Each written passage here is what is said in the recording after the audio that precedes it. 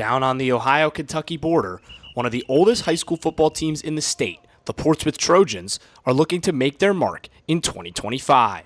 A town heavily entrenched in tradition and pageantry has a football team that's looking to match its ambition.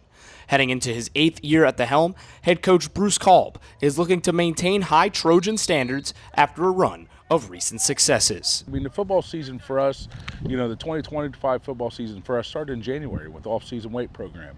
And, we made some changes. One thing we're always constantly looking at is are we getting the most bang for our buck in the weight room? To get back to where they were in 2024, the Trojans will need some new faces to step up on offense. They lose All-Ohio running back Chase Highland and All-Ohio quarterback JT Williams from last season's squad. At the quarterback spot, they'll turn to senior Marquez Locklear.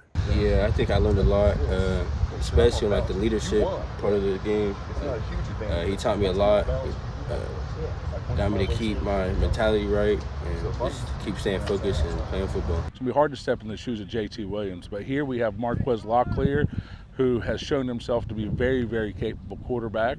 With Highland, it may take multiple bodies to replace such a high-level producer. Senior linebacker Trevin Brooks knows that it will take a team effort to step up in 2025. Yeah,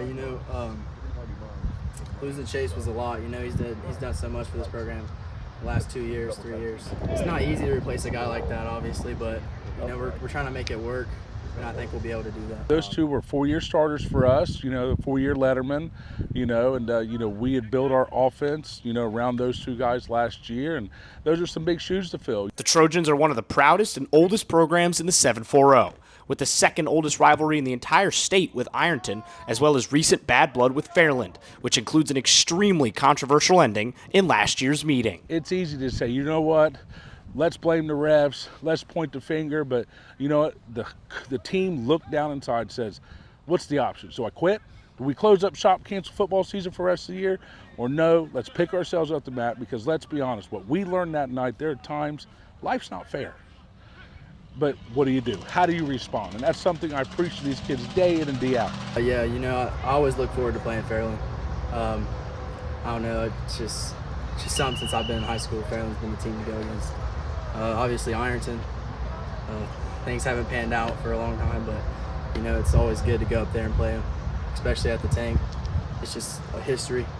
In any case, in a tough OVC, the Portsmouth Trojans are not to be overlooked. That's the goal. Yeah, we all want to win the state championship. We all want to play 16 weeks of football.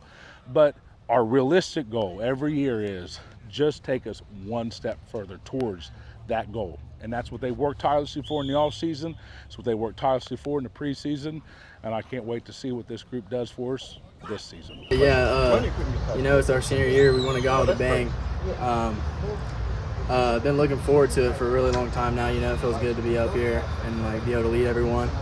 I've been looking forward to it for a long time. This is our senior year. I think we had a lot of seniors the last couple of years that taught us a lot.